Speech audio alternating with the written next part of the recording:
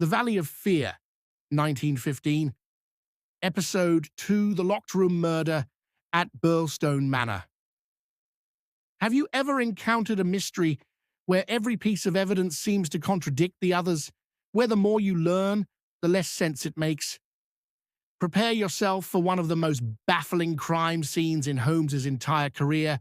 Picture yourself on a train rattling through the Sussex countryside on a grey January afternoon.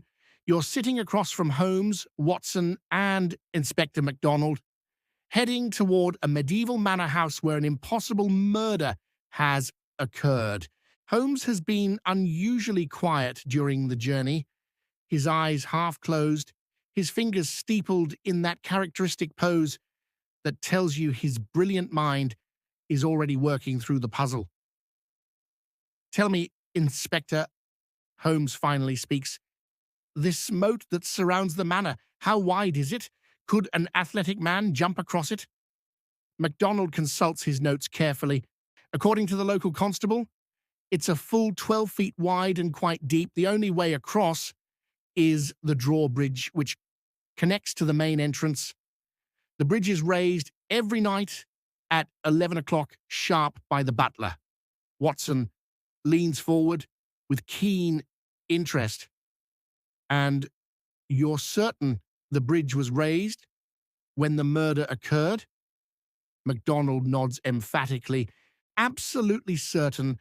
The butler raised it himself at 11, as he does every night. It was still raised when the household was awakened by the gunshot around midnight. No one could have crossed that moat without swimming, and on a cold January night, a wet intruder would have left obvious traces. Here's where your detective mind should start racing. If the killer couldn't cross the moat to escape, then either they're still inside the house, they had some extraordinary means of crossing without being detected, or, and this is the truly unsettling possibility, the crime scene has been staged to look like something it isn't. What's your theory?" The train pulls into the small village station of Birlstone, where a police carriage awaits to transport you the final mile to the manor. As you approach, through the gathering dusk, Birlstone Manor emerges like something from a medieval romance, a grey stone fortress with narrow windows, surrounded by its famous moat with dark water, reflecting the cloudy sky. "Impressive," Watson murmurs, studying the formidable defenses. "This place was built to keep people out, or perhaps to keep them in." Holmes's sharp eyes are already cataloguing every detail. "Notice the drawbridge mechanism, Watson. It's well-maintained, recently oiled. This isn't some decorative remnant from the past. It's a functional security system that someone used regularly. The drawbridge is lowered for your arrival, and you cross the moat with a hollow, rumbling sound that echoes off the ancient stones. The butler, a dignified man named Ames, greets you at the entrance with the formal courtesy of old-fashioned service, though his face shows the strain of recent events. "Mr. Holmes, Inspector MacDonald, the household has been eagerly awaiting your arrival. The constable has preserved the study exactly as it was found." Ames leads you through shadowy corridors lined with ancestral portraits whose eyes seem to follow your passage. Can you imagine the oppressive atmosphere in this house, where violent death has shattered the peaceful country routine? Before examining the crime scene, Holmes insists on meeting the household members. Understanding the people involved is as important as examining the physical evidence, he explains to you quietly. Watch their reactions carefully. Guilt has a way of revealing itself in unexpected moments. First comes Mrs. Ivy Douglas, the widow. She's a striking woman in her 30s, composed despite her recent loss, with an air of American independence that seems out of place in this medieval English setting. "Mr. Holmes, thank you for coming," she says with admirable self-control. "My husband lived in constant fear of something from his past catching up with him. I tried to convince myself his worries were exaggerated, but now Holmes's voice is gentle but probing. Mrs. Douglas, how long had your husband exhibited this fear? Was there any specific incident that triggered it? She considers carefully. We've been married 5 years, and for all that time, John was always vigilant. He had the moat maintained, insisted on raising the drawbridge every night, kept that American shotgun in his study for protection. He would never speak of what he feared, only that there were dangerous men from his past in America. Notice her composed demeanor, detective. Is this the behavior of a grieving widow or someone who has prepared herself for this moment? Remember, guilt and innocence can wear similar masks. Next, you meet Cecil Barker, Douglas's closest friend and house guest. He's a vigorous man in his 40s with a tanned, outdoor complexion suggesting extensive travel. There's something immediately likable about him, though Holmes's eyes narrow slightly as they shake hands, a subtle reaction that tells you the great detective has noticed something significant. Douglas was the best friend a man could have, Barker says, with evident emotion. We met years ago in California during the gold rush days. When he wrote, inviting me to visit him here in England, I jumped at the chance. I only wish I'd been able to protect him when danger finally came calling. His voice catches genuinely, and Watson, always sympathetic to honest grief, pats his shoulder consolingly. But Holmes asks the unexpected question. Mr. Barker, you mentioned the California gold rush. That would have been in the late 1870s, correct? What brought you and Douglas together in such a rough frontier environment? Barker seems momentarily surprised by the question. We were both trying to make our fortunes in the mines. Rough times, rough men, but we looked out for each other. Why do you ask? Context, Mr. Barker, Holmes replies smoothly. A man's past often illuminates his present, but we can explore that later. For now, I'd like to examine the study where this tragedy occurred. Can you sense the undercurrent in this conversation? Holmes is already forming theories about Douglas's mysterious past. The butler Ames and housekeeper Mrs. Allen complete the household roster. Both are local Sussex people who've served the Douglases faithfully for 5 years. Their shock and bewilderment seem genuine. They clearly had no idea their employer harbored such dark secrets from his American past. Now comes the moment you've been waiting for. Holmes finally enters the study where the impossible murder occurred. The room is exactly as it was found, a gentleman's comfortable sanctuary with leather chairs, walls lined with books, and a massive oak desk facing the window. But dominating everything is the grotesque centerpiece, a body sprawled on the floor in a pool of dried blood. Holmes kneels beside the corpse with his magnifying glass, examining every detail with that intense concentration that makes him seem almost inhuman in his focus. The victim was shot at close range with this sawed-off shotgun, he observes, pointing to the weapon lying nearby. American-made, probably from the 1870s, the barrel has been shortened to make it easier to conceal. A weapon favored by criminals and vigilantes in the American West. Watson examines the terrible wound. The blast took away most of the face, making visual identification nearly impossible. How can we be certain this is John Douglas? Holmes's response is characteristically precise.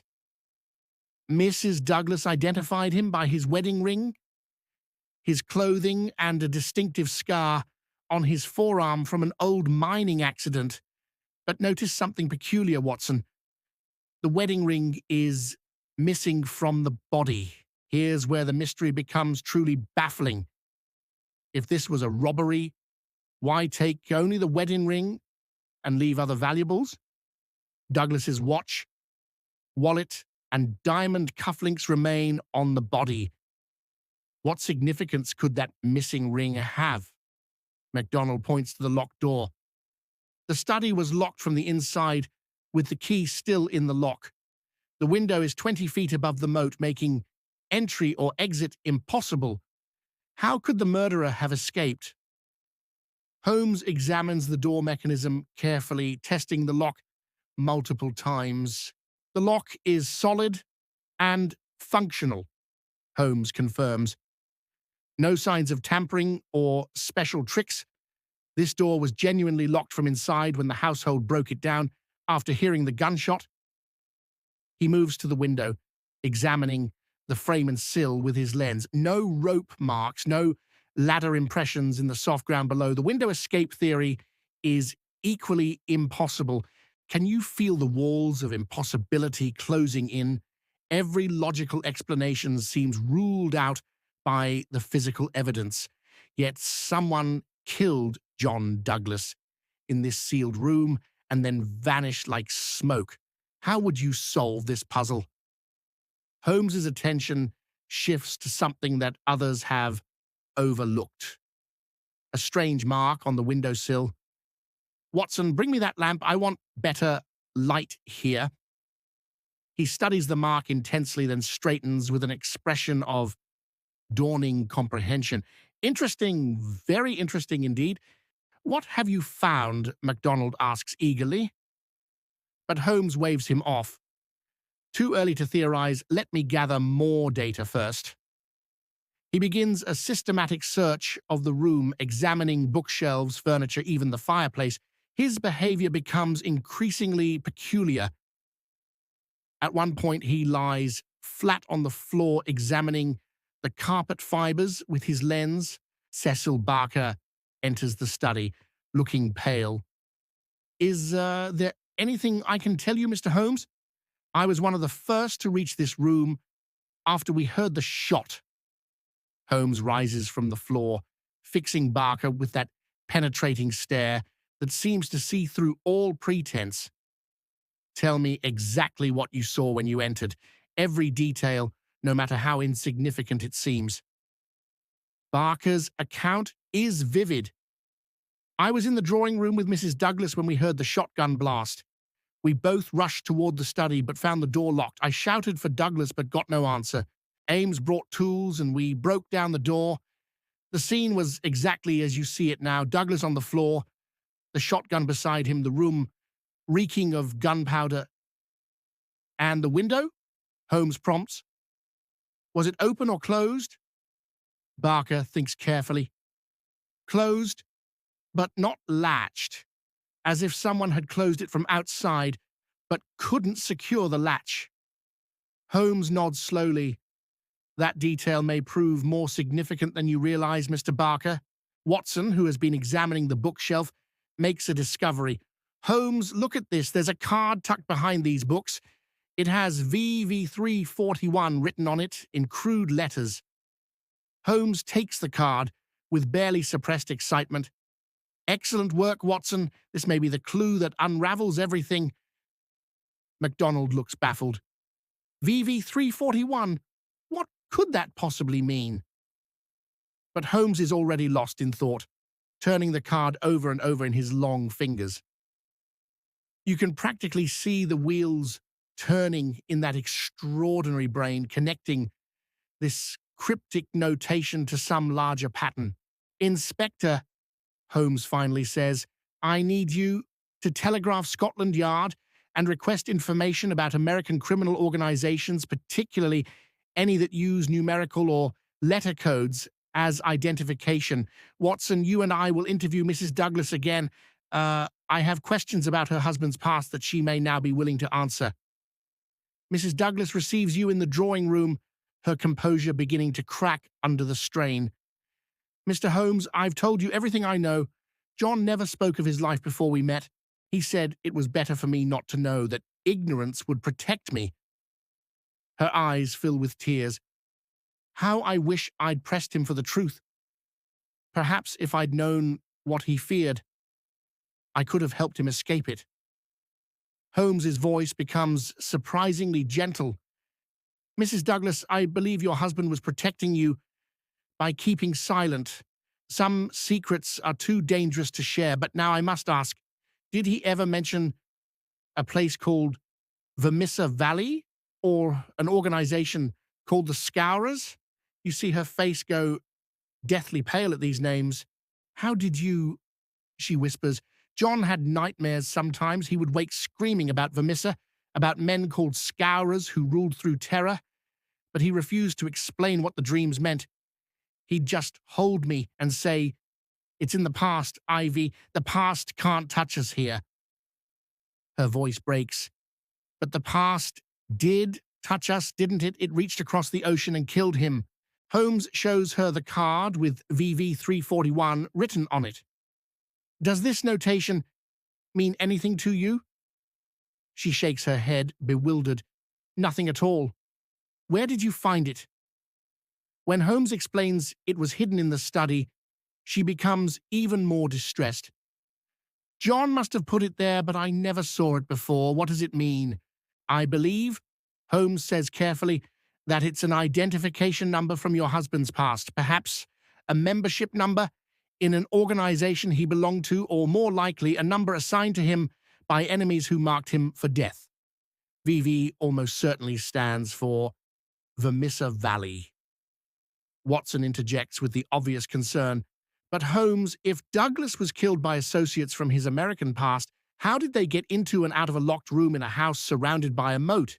Holmes's smile is enigmatic. Perhaps they didn't, Watson.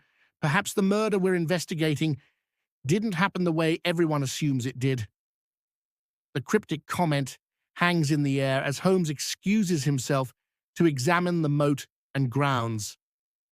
You follow him outside, watching as he prowls around the manor's perimeter like a hunting dog following an invisible trail. He examines the muddy banks, the water itself, even the mechanism of the drawbridge with minute attention. No footprints in the mud, he notes, no disturbance in the water surface, no signs of a swimmer or a boat. The physical evidence confirms what logic already suggested. No one entered or left this property after the drawbridge was raised last night. He looks up at you with those piercing eyes. So, what does that tell us about our murder, detective? Before you can answer, Cecil Barker approaches with obvious urgency. Mr. Holmes, I've remembered something that might be important. Last week, Douglas received a letter that upset him terribly. He burned it immediately, but I saw him afterward and he was shaking. He said something strange. They found me. After all these years, they finally tracked me down. Holmes's interest sharpens immediately. Did he say who they were? Barker shakes his head. No, and when I pressed him, he just laughed it off and said he was being melodramatic. But I could see genuine fear in his eyes, something I'd never seen before in all the years I've known him. And this was last week, Holmes confirms. Precisely when would you say? What day? Barker considers. Tuesday, I believe. Yes, definitely Tuesday, because it was the day the London papers arrived. Holmes nods thoughtfully. And by Saturday, he was dead. The timeline suggests a carefully planned execution rather than a crime of passion. As evening falls over Birlstone Manor, Holmes gathers everyone in the drawing room for what appears to be a preliminary summary of his findings. You can sense the tension as the household assembles. Mrs. Douglas, Cecil Barker, the servants Ames and Mrs. Allen, Inspector MacDonald, and Watson, all waiting expectantly. Ladies and gentlemen, Holmes begins, I've examined the crime scene thoroughly, interviewed everyone present, and studied the physical evidence. I can now say with confidence that this case is not what it appears to be. The room holds its collective breath at this pronouncement. The official theory is that an intruder somehow breached the manor's defenses, murdered John Douglas in his locked study, and then escaped impossibly back across the moat. But I submit to you that this theory is physically impossible and therefore false. MacDonald looks alarmed. But Holmes, if no intruder could have entered, then you're suggesting someone in this household is the murderer. Holmes raises a cautionary hand. I'm suggesting nothing of the sort, Inspector. I'm merely stating that our understanding of what happened in that study is fundamentally flawed. The crime scene has been staged to mislead us, and quite cleverly too. But there are inconsistencies that the murderer couldn't completely erase. He points to the missing wedding ring. Why take only the ring? Why not the watch or cufflinks? Because the ring served a specific purpose in the killer's plan, a purpose connected to the victim's identity. Mrs. Douglas gasps. Are you saying that body isn't my husband? I'm saying, Holmes replies carefully, that we should not assume anything about this case until we've examined every possibility. The disfigured face, the missing ring, the locked room, the raised drawbridge, each of these elements tells us something, but only when we understand how they fit together, Watson protests. But Holmes, Mrs. Douglas identified the body by the clothing and the scar on the arm. Surely those are definitive. Holmes's smile is mysterious. Are they, Watson? Consider this. How difficult would it be for someone familiar with Douglas to dress another body in his clothes and create a convincing scar on the arm? A shotgun blast to the face conveniently prevents facial identification. The room erupts in shocked exclamations. Cecil Barker stands abruptly. That's a monstrous suggestion. Are you implying that Douglas murdered someone else and dressed the body to fake his own death? Holmes's eyes lock with Barker's. I'm implying nothing yet, Mr. Barker. I am simply eliminating impossibilities to arrive at truth. So tell me, Detective, what do you make of these revelations? Could the body in the study be someone other than John Douglas? If Douglas faked his own death, who did he kill and why? And what about that cryptic card with VV341? How does it connect to the mysterious Vermissa Valley and the Scourers? The locked room mystery has transformed into something far more complex, a puzzle involving stolen identities, secrets from the American past, and the possibility that the victim and murderer are not who everyone assumes